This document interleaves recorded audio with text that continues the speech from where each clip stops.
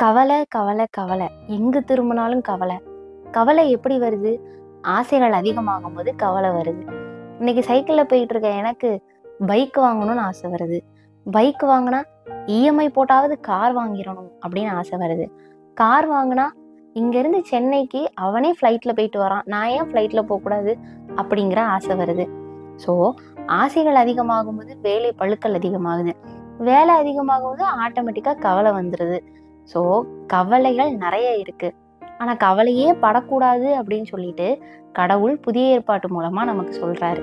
என்ன சொல்றாரு அப்படின்னா, உயிர் வாழ இதை சாப்பிட்றதா, அதை குடிக்கிறதா, அதை உடுத்துறதா அப்படின்னு நினைச்சு கவலைப்படாதீங்க.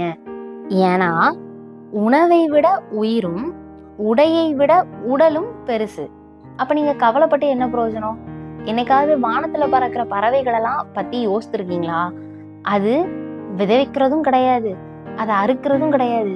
அறுத்துட்டு வந்ததை களஞ்சியத்துல சேர்த்து வச்சு பஞ்சகாலம் வரும்போது சாப்பிட்டுக்கிடுவோம் அப்படிங்கிற கேட்டகிரிலையும் அது கிடையாது.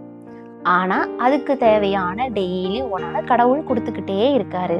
ஆனா அந்த பறவையெல்லாம் விட மனிதர்களாகிய நீங்கள் எனக்கு மேலானவர்கள் அப்படின்னு சொல்லிட்டு கடவுள் சொல்றாரு. அதோட மட்டும் விடல, காட்டுல வளர்ற மரச்செடியெல்லாம் பார்த்திருக்கீங்களா? அதுக்கெல்லாம் யார் தண்ணி ஊத்துதா? யார் பாத்தி பிடிச்சு விடுறா? யாருமே கிடையாது. ஆனாலும் அது வளருது. அப்போ அதுகளையே பார்த்துக்கிற கடவுள் உங்களை பத்தி கேர் பண்ண மாட்டாரா? நம்பிக்கையே இல்லாத மக்களே, இன்னைக்கு வளர்ந்து நாளைக்கு அடுப்புல போய் எரிய போற காட்டுப்புல்லுக்கே கடவுள் இவ்வளோ அக்கறை காட்டுறாரு. அப்போ உங்களுக்கு தேவையானவற்றையும் கடவுள் கட்டாயம் செய்வாரு. அதுக்கு நம்ம என்ன பண்ணணும்? கடவுளுக்கு தேவையான விஷயங்கள்ல நாட்டம் கொண்டு அதை விரும்பி மனப்பூர்வமா செய்யணும்.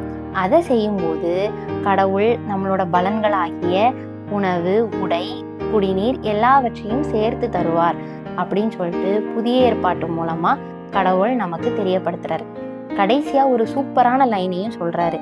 அன்னன்னைக்குள்ள நாளுக்கு அன்னன்னைக்கு உள்ள தொல்லையே போதும் அப்படின்னு சொல்லிட்டு சொல்றாரு. ஸோ இனிமேலாச்சும் நாளைக்கு என்ன பண்றது, அடுத்த நாள் என்ன பண்றது, அடுத்தடுத்து என்ன பண்றது அப்படின்னு சொல்லிட்டு கவலைப்படாம கடவுள் மேல பாரத்தை வச்சுட்டு சந்தோஷமா அன்னன்னைக்குள்ள நாளை கடப்போம். இயேசு வாழ்க, மரியே வாழ்க.